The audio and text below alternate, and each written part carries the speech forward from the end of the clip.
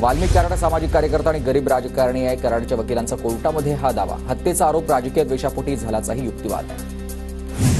कलम 308(5) आणि एफआयआर पाहावा. संपूर्ण महाराष्ट्रासमोर वस्तुस्थिती समोर येईल. आज जरी आमचा युक्तिवाद ऐकून घेतला नसला तरी 14व्या दिवशी ऐकून घेतला जाईल. वाल्मिक कराड याच्या वकिलांची प्रतिक्रिया. 308(5) कलम हे चुकीचं लावलंय. केवळ मीडियानं प्रकरण उचलून धरल्यानंच या प्रकरणाला जीव आलाय. दुसरं कुणी असतं तर आधीच जामीन झाला असता. आरोपी कराडच्या वकिलांचीही प्रतिक्रिया. सरपंच संतोष देशमुख हत्या प्रकरणामधील 4 आरोपींना गेवराईला हलवलंय. सुरक्षेच्या कारणावरून आरोपींना गेवराईच्या कोठडीमध्ये रवानगी. संतोष देशमुख हत्या प्रकरणातील 4 आरोपींचं मेडिकल. विष्णू चाटे, जयराम चाटे, महेश केदार आणि प्रतीक घुलेचं झालंय मेडिकल. कराडचा अनेक गुन्ह्यामध्ये सहभाग, दहशत पसरवण्याचं काम त्याने केलेलं आहे. हत्येचा आरोपी सुदर्शन घुले कराडच्या सांगण्यावरूनच काम करायचा. सीआयडी वकिलांचा कोर्टात युक्तिवाद. मोबाईलमधील आवाज कराडचा आहे का हे तपासणं गरजेचं आहे. सीआयडी वकिलांचा युक्तिवाद. तर आवाजाचे नमुने देण्यास तयार, मात्र पोलीस कोठडी नको आहे. कराडच्या वकिलांकडून करण्यात आला होता युक्तिवाद. सुनावणीआधी सरकारी वकिलांचा वाल्मिक कराड विरोधामध्ये केस लढण्यास नकार. वैयक्तिक कारणास्तव दुसरा वकील नेमावा. सरकारी वकील SM देशपांडेंचं कोर्टाला पत्र आहे. वकील JB शिंदे यांच्याकडून युक्तिवाद. मस्साजोग ग्रामस्थ आज सामूहिक जलसमाधी आंदोलन करतील. संतोष देशमुखांच्या मारेकरांना अटक करण्याच्या मागणीसाठी ग्रामस्थ आक्रमक झालेत. माझ्या विरोधामध्ये खंडणीची खोटी तक्रार. संतोष देशमुखांच्या मारेकरांना लवकर शिक्षा द्यावी. राजकीय हेतूनं माझं नाव या प्रकरणासोबत जोडलं जात आहे. मी जर दोषी असेल तर सिद्ध झालं तर मी न्यायालयात जी शिक्षा देईल ती घ्यायला तयार आहे. वाल्मिक कराडचा हा उल्लेख. संतोष देशमुखांच्या हत्येतील प्रत्येक दोषींवर कारवाई करणार. कुणालाही आम्ही सोडणार नाही आहोत. मुख्यमंत्री फडणवीसांचं आश्वासन. संतोष देशमुखांच्या मारेकरांना फाशीची शिक्षा द्या. राजकीय द्वेषापोटी माझ्यावर कारवाई. वाल्मिक कराडचा आरोप आहे. दोषी आढळल्यास न्यायदेवता देईल ती शिक्षा भोगण्याची तयारी. गुन्हेगार जर स्वतःहून शरण येतात तर मग पोलीस यंत्रणा काय करते? संतोष देशमुखांच्या मुलीचा हा सवाल. फरार आरोपींना देखील अटक करण्याची मागणी आहे. बीड सरपंच हत्या प्रकरणात आरोपी फासावर लटकेपर्यंत स्वस्थ बसणार नाही. प्रत्येक दोषींवर कारवाई करू. गुंडांचं राज्य चालवू देणार नाही. मुख्यमंत्री देवेंद्र फडणवीसांची ग्वाही. बीडच्या 3 आमदारांनी मुख्यमंत्री देवेंद्र फडणवीसांची भेट घेतली आहे. धस, संदीप क्षीरसागर, अमरसिंह पंडित फडणवीसांना भेटले. वाल्मिक कराडवर मोठी कारवाई करण्याची 3ही आमदारांची मागणी. गावात भीतीचं वातावरण आहे. आम्ही आमच्या कुटुंबियांना पोलीस संरक्षण द्या. संतोष देशमुखांचे बंधू धनंजय देशमुख यांची मागणी आहे. वडिलांना न्याय मिळण्यासाठी आरोपीला कठोरात कठोर शिक्षा द्या. कराड शरण आल्यानंतर देखील संतोष देशमुखांच्या मुलीचीही प्रतिक्रिया.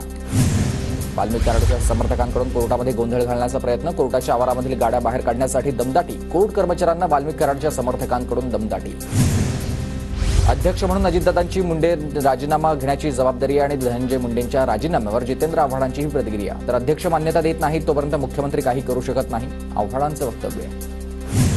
चौकशी होईपर्यंत धनंजय मुंडेंना राजीनामा द्यायला लावा. संदीप क्षीरसागर यांची मागणी. तर मला राजीनाम्याच्या राजकारणात जायचं नाहीये. कुणाविरुद्धही देखील पुरावा असेल त्याच्यावर कारवाई करणार. फडणवीसांचं वक्तव्य. आरोपी कुणीही असेल त्याला सोडणार नाही फडणवीसांनी सांगितल्याचं दरेकर म्हणतात. तर सरकारच्या कठोर भूमिकेमुळेच वाल्मिक कराड शरण आला असं देखील त्यांनी म्हटलंय. वाल्मिक कराड स्टाईलमध्येच शरण आला. जितेंद्र आव्हाडांची टीका. तर अटकपूर्व जामीन मिळाला असता तर वाल्मिक कराड सांगतोय बीड हत्या प्रकरणामध्ये पोलिसांची अकार्यक्षमता दिसली. आव्हाडांचं हे वक्तव्य. वाल्मिक कराडाला धनंजय मुंडेकडून शरण जाण्यासाठी निरोप आला का? सरेंडर व्हायला 22 दिवस का लागले? संभाजीराजे छत्रपतींचा हा सवाल. वाल्मिक कराड शरण येणं हे पोलिसांचं मोठं अपयश आहे. आता संतोष देशमुख हत्या प्रकरणामध्ये सुद्धा वाल्मिक कराडची चौकशी करा. राष्ट्रवादीचे आमदार प्रकाश सोळंके यांची मागणी. सरकारनं आरोपींना पाठीशी घालू नये. आरोपीला साथ देणारे मंत्री सरकारसोबत चहापाणी करतायत. आरोपींना पाठबळ देणारे मंत्री आमदार देखील जेलमध्ये गेले पाहिजेत. मदत करणाऱ्यांना सहआरोपी करा. मनोज जरांगेंची मागणी आहे. मुंडे आणि फडणवीस यांची चर्चा झाली आणि कराड शरण आला याचा अर्थ काय आहे? भास्कर जाधवांकडून संशय व्यक्त. तर वाल्मिक कराडला शरण जाण्याची वेळ का आली? त्याला आधीच अटक करायला हवी होती. अनिल देशमुखांचं वक्तव्य. वाशिम, यवतमाळ, गोंदियामधील 2239 ग्रामपंचायती आणखी 2 दिवस बंद राहणार आहेत. सरपंच संतोष देशमुख हत्या प्रकरणाच्या निषेधार्थ कामबंद आंदोलन आहे. संतोष देशमुख हत्येप्रकरणी सरपंच संघटना आक्रमक झाली. पंचायत राज विकास मंच, अखिल भारतीय सरपंच परिषदेकडून 9 जानेवारीला कामबंद आंदोलन. पुण्यातील सर्वपक्षीय मराठा समाज येत्या रविवारी 5 जानेवारीला आक्रोश मोर्चा काढणार. बीड आणि परभणी या घटनेच्या निषेधार्थ लाल महाल ते जिल्हाधिकारी कार्यालयामार्गे हा मोर्चा निघेल. आमदार सुरेश धसांनी माफी मागितल्यामुळे मी कायदेशीर कारवाई करणार नाही. माझ्याकडून या प्रकरणावर पडदा टाकतीये. सुरेश धस यांच्या दिलगिरीनंतर प्राजक्ता माळीची पहिली प्रतिक्रिया. जगभरामध्ये नववर्षाचं जोरदार स्वागत. विद्युत रोषणाई आणि फटाक्यांच्या आतषबाजीमध्ये सरत्या वर्षाला निरोप. मुंबई, पुणे, नाशिक, नागपुरात तरुणाई रस्त्यावर. न्यूझीलंड आणि ऑस्ट्रेलियामध्ये आतषबाजी करत नवीन वर्षाचं स्वागत. न्यूझीलंडमधील ऑकलंडमधील स्काय टॉवरवर जोरदार आतषबाजी, तर ऑस्ट्रेलियामधल्या सिडनीत देखील नववर्षाचं जोरदार स्वागत.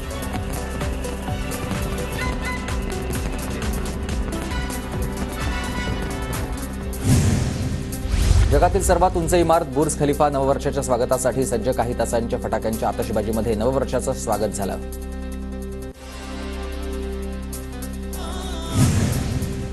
नववर्षाच्या स्वागतासाठी दादरच्या सिद्धिविनायक मंदिरात भाविकांची मोठी गर्दी. पहाटेपासून हजारो भाविकांची दर्शनासाठी मोठी गर्दी. कोकणातल्या काजरघाटी डोंगर परिसरामधून सूर्योदयाचं विहंगम दृश्य आहे. नवीन वर्षाच्या पहिल्या सूर्योदयाच्या वेळी क्षितिजावर आकर्षक आणि मनमोहक छटा. नववर्षानिमित्त पंढरपूरमधील विठ्ठल रुक्मिणी मंदिरामध्ये आकर्षक फळाफुलांची सजावट करण्यात आली आहे. सावळ्या विठुरायाचं रूप अधिकच खुललंय.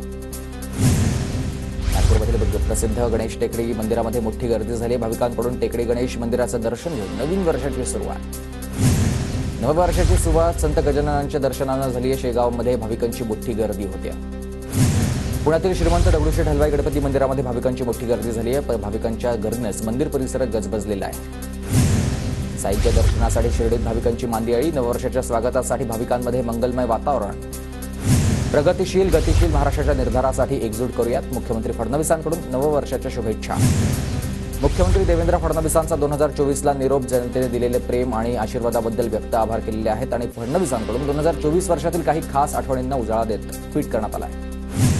ठाण्यात शिवसेनेच्या वतीनं भव्य रक्तदान शिबिर. दिवंगत आनंद दिघे यांनी सुरू केलेल्या रक्तदान शिबिराची प्रथा मुख्यमंत्री उपमुख्यमंत्री एकनाथ शिंदे यांनी कायम ठेवलेली आहे. गोड आणि कटू अशा अनेक संमिश्र क्षणांनी एकवटलेलं 2024चं वर्ष सरतंय. नववर्षामध्ये नवी स्वप्न, नवी आशा, नव्या आकांक्षा, संकल्प आणि दिशा उरात बाळगू. उपमुख्यमंत्री एकनाथ शिंदेंचं वक्तव्य. पुण्याच्या FC कॉलेज रस्त्यावर सरत्या वर्षाला निरोप देत नवीन वर्षाच्या जल्लोषात स्वागत करण्यात आलेलं आहे. मुंबईकरांनी वर्षाच्या शेवटचा सूर्यास्त अनुभवला. गेटवे ऑफ इंडिया परिसरामध्ये मुंबईकरांची सूर्यास्तासह गतवर्षाला निरोप देण्यासाठी मोठी गर्दी झालेली होती. मुंबईसह जगभरात नवीन वर्षाच्या स्वागताचं सेलिब्रेशन. गोव्यामध्ये मिरामार बीच हॉटेल कसिनो येथे नववर्षाचं जोरदार स्वागत करण्यात आलेलं आहे. रत्नागिरीच्या भाटे समुद्र किनाऱ्याहून आता 2024 या वर्षाला अखेरचा सूर्यास्त आणि नववर्षाच्या स्वागतासाठी देखील मोठ्या संख्येनं गर्दी नागरिकांची झाली. नाशिकमध्ये 2025 या नववर्षाचं धार्मिक पद्धतीनं स्वागत करण्यात आलंय. गोदावरी नदीकाठी दीप प्रज्वलन करत स्वागत करण्यात आलंय. कोल्हापूरकरांकडून नववर्षाच्या स्वागताआधी सरत्या 2024 वर्षाला निरोप. कोल्हापूरकरांनी रंकाळा तलावावर सरत्या वर्षाला अखेरचा निरोप दिला आहे. धुळ्यामध्ये रक्तदान चळवळीचे 41वं वर्ष साजरं. युवक बिरदारी आणि रक्तश्रेय संस्था यांच्याकडून मध्यरात्री रक्तदान करत नववर्षाचं स्वागत. 31ला होणाऱ्या गर्दीच्या पार्श्वभूमीवर टायगर आणि लायन्स पॉइंट या आजच्या दिवशी पर्यटकांसाठी बंद ठेवते आणि पोलिसांचा बंदोबस्त देखील तैनात करण्यात आला आहे. पुण्याच्या सिंहगड रोडवरील धायरी फाटा परिसरामध्ये नागरिकांना मसाला दुधाचं वाटप करण्यात आलं. नववर्षानिमित्त दारू नकोय दूध प्या संदेश देणारे फलक झळकले. पुण्यातील भीमा कोरेगावमध्ये आज 207वा शौर्य दिन. विजयस्तंभ परिसरामध्ये आकर्षक फुलांची सजावट. विजयस्तंभाला अभिवादन करण्यासाठी लाखो अनुयायी दाखल झाले. भीमा कोरेगावमध्ये 5000हून अधिक पोलिसांचा बंदोबस्त तैनात आहे. सुरक्षेच्या कारणास्तव पोलीस प्रशासन सतर्क. कोरेगाव भीमा इथं कॅबिनेट मंत्री दत्ता भरणे यांच्याकडून विजयस्तंभाला अभिवादन. माजी संजय मंत्री बनसोडे यांची देखील उपस्थिती. कोरेगाव भीमा येथील ऐतिहासिक विजयस्तंभास शौर्य दिन. प्रकाश आंबेडकर यांच्याकडून मानवंदना. राज्यमंत्री माधुरी मिसाळ यांनीही अभिवादन केलं आहे. तेलाचे दर वधारलेत आणि आता केंद्र सरकारनं 20% आयात शुल्क आकारल्यानं तेलाच्या दरामध्ये 30% वाढ झाली आहे. मुंबई विद्यापीठाच्या पदवी उन्हाळी सत्रामधील परीक्षांच्या तारखा जाहीर झाल्यात. बीकॉम अभ्यासक्रमाची परीक्षा 18 मार्चपासून असेल, तर BSc आणि BAच्या परीक्षा 26 मार्चपासून सुरू होतील. अनुकंपा यादीमध्ये पहिल्या वारसदाराचीच निश्चित 45 वयोमर्यादा ओलांडल्यास दुसऱ्या वारसदाराचं नाव देता येणार नाहीये आणि नागपूर खंडपीठाचा हा निर्णय आहे. जळगावच्या पाळगी गावामध्ये तणावपूर्ण परिस्थिती. मंत्री गुलाबराव पाटील यांच्या पत्नीला शिवीगाळ केल्यावरून 2 गटामध्ये वाद झाल्याची माहिती आहे. नियंत्रण पथकासह पोलिसांचा ताफा. जळगावच्या पाळगीमध्ये 2 गटातील वादामध्ये 3 ते 4 दुकानं जळली आहेत, तर काही दुकानांचं देखील त्यांनी तोडफोड केल्यामुळेच मोठं नुकसान झाल्याची माहिती कळते. मुंबई नागपूर समृद्धी महामार्गावरील इगतपुरी आमणे टप्प्याचं काम 100% पूर्ण झालंय. हा टप्पा मार्चमध्ये वाहतूक सेवेत दाखल करण्याचं MMRDCचं नियोजन आहे. राष्ट्रीय महामार्गावर आजपासून हेल्मेट सक्ती. दुचाकी अपघातामधील मृत्यूचं वाढतं प्रमाण रोखण्यासाठी वाहतूक पोलिसांचे प्रयत्न. आजपासून UPI पेमेंट, कारच्या किमती आणि RBIकडून कृषी कर्जाच्या मर्यादेमध्ये वाढ करण्यात आली आहे. EPFO मधून PF काढण्याची प्रक्रिया सुलभ होणार आहे. गो ग्रीन सेवेचा पर्याय निवडल्यास वीज ग्राहकांना सवलत. पहिल्या महिन्याच्या वीज बिलामध्ये 120 रुपयांची सूट मिळेल. राज्यातील साखर कारखान्यांकडून डिसेंबर अखेर 29 लाख टन साखर उत्पादन. दैनंदिन सरासरी 9,69,800 टन क्षमतेचं ऊसाचं गाळप झालंय. म्हाडा नव्या वर्षामध्ये 2,500 ते 3,000 घरांची लॉटरी काढणार आहे. अत्यल्प आणि अल्प गटासाठी अधिकाधिक घरं राखीव ठेवण्याचा प्रयत्न आहे. डिसेंबर महिन्यामध्ये मुंबईतील 12,000हून अधिक घरांची विक्री झाली आहे. मुद्रांक शुल्काच्या रूपानं राज्य सरकारच्या तिजोरीमध्ये 1,116 कोटी रुपयांचा महसूल जमा झाला आहे. संक्रमण शिबिरामधील रहिवाशांचा उद्या म्हाडा भवनावर मोर्चा. निर्मलानगर वसाहतीच्या पुनर्विकासाअंतर्गत संक्रमण शिबिरार्थींना आता निर्मलनगरमध्येच कायमस्वरूपी हक्काचं घर देण्याची मागणी आहे. कल्याण डोंबिवलीमध्ये उद्या 18 तास पाणीपुरवठा बंद. जलशुद्धीकरण केंद्रांमध्ये यांत्रिकी दुरुस्तीच्या कारणास्तव पाणी बंद असेल. कल्याण अल्पवयीन मुलीवर अत्याचार प्रकरणामध्ये नवीन माहिती समोर आली आहे. फरार होण्याआधी आरोपी विशाल गवळीकडून सोशल मीडियावरील सर्व पोस्ट डिलीट करण्यात आलेल्या होत्या. डोंबिवलीमध्ये भर रस्त्यात तरुणावर जीवघेणा हल्ला. कौटुंबिक वादामधून मध्यस्थी केल्यानं 8 ते 10 जणांच्या टोळक्याची तरुणाला मारहाण. मुंबई महानगरपालिकेकडून भायखळा आणि बोरिवलीमधील 78 बांधकामं थांबवण्याच्या नोटिसा देण्यात आल्यात. काम बंद करण्याचा इशारा दिल्यानं बिल्डरांचे धावे दणाणले. पुणे मुंबई महामार्गावर लोखंडी सळ्यांनी भरलेला ट्रेलर पळवून नेणाऱ्या 8-7 दरोडेखोरांना अटक करण्यात आली आहे. 30,95,000चा मुद्देमाल हस्तगत करण्यात आलेला आहे. दरोडेखोर पोलिसांच्या ताब्यात आहेत. सोयाबीन खरेदीच्या नोंदणीसह 6 तारखेपर्यंत मुदतवाढ. शेतकऱ्यांना दिलासा मिळाला आहे. मुंबई नांदेड छत्रपती संभाजीनगरसह नाशिक अकोल्यामध्ये 8 बांगलादेशींकडून एटीएसकडून जप्त करण्यात आलेली आहे. बनावट कागदपत्रांच्या आधारे अवैधरित्या देशामध्ये वास्तव्यास असल्याचं समोर आलंय. माढा तालुक्यामधील रुई गावामध्ये हवेत गोळीबार करून मारहाण केल्याचा आरोप आहे. अरमान शेख नावाच्या व्यक्तीनं हवेमध्ये गोळीबार केल्याचा आरोप आहे. मुंबई गोवा महामार्गाच्या अधिकाऱ्यांवर गुन्हे दाखल करा. सुनील तटकरेंची मागणी. माणगाव बायपासचे रखडलेलं काम आणि होणाऱ्या वाहतूक कोंडीमुळे तटकरे संतापले. जम्बो कोविड सेंटर घोटाळ्यातील दोघांना जामीन मंजूर. संजय परब आणि रविकांत सिंग यांना पीएमएलए कोर्टाकडून जामीन मिळालाय. दोघांना देखील ईडीनं अटक केलं आणि नसल्यानंच कोर्टाकडून जामीन मंजूर झालाय.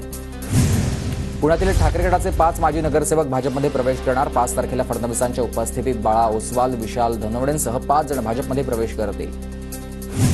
8 आणि 9 जानेवारीला शरद पवार गटाची महत्त्वाची बैठक. बैठकीमध्ये नव्या प्रदेशाध्यक्षाबाबत निर्णय होण्याची शक्यता आहे. पक्षाच्या पुढील वाटचालीबाबत देखील चर्चा.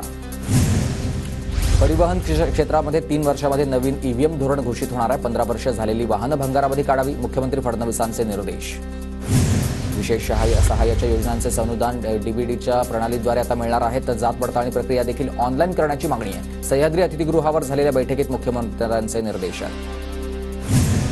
बच्चू कडू यांच्यावर टीका करताना भाजपचे आमदार प्रवीण तायडेंची जीभ घसरली आहे. तायडेंच्या वक्तव्यानंतर प्रहार संघटना आक्रमक झाली आहे. सतीश वाघ हत्या प्रकरणातील सर्व आरोपींचे बँक स्टेटमेंट तपासले जातील. गुन्ह्यामध्ये वापरलेली बाईक आणि कार जप्त. पत्नी मोहिती वाघ यांच्यासह सर्व आरोपी आता न्यायालयीन कोठडीत आहेत. नवी मुंबई महानगरपालिकेचा 33वा वर्धापन दिन समारंभ आज साजरा होणार आहे. डॉक्टर मनमोहन सिंग यांच्या दुःखद निधनामुळे राष्ट्रीय दुखावटा असल्यानंच प्रशासनाचा निर्णय. छत्रपती शिवाजी महाराज टर्मिनससह इतर 13 स्थानकांमधील प्लॅटफॉर्म तिकीट विक्री बंद. गर्दी कमी करण्यासाठी 2 जानेवारीपर्यंत प्लॅटफॉर्म तिकीट विक्री स्थगित असेल. सोलापूरच्या रायगावमध्ये एसटी बस पलटी झाली. 30 ते 35 प्रवासी किरकोळ जखमी आहेत. स्टेअरिंग रॉड तुटल्यानं अपघात झाल्याची प्राथमिक माहिती आहे. धुळ्यात भक्तिमय वातावरणामध्ये पांझरा नदीची महाआरती संपन्न झाली. नागरिकांची मोठ्या संख्येनं उपस्थिती होती. धुळे कृषी उत्पन्न बाजार समितीमध्ये भाजीपाल्याची मोठ्या प्रमाणात आवक. टोमॅटो, वांग्याची कॅरेट अवघ्या आता 100 ते 120 रुपयांमध्ये मिळणार आहे. शेतकरी मात्र संकटात आले. धुळ्यात ढगाळ वातावरणाचा पिकांवर परिणाम. शेतकऱ्यांकडून गहू हरभऱ्यावर फवारणी. धुळ्यामध्ये इतिहासाचार्य विका राजवाडे यांच्या पुण्यतिथी निमित्तानं व्याख्यानमालेचं आयोजन करण्यात आलं. राजवाड्यांची संशोधन केलेली ग्रंथ संपदा जपली पाहिजे. जिल्हाधिकाऱ्यांची प्रतिक्रिया.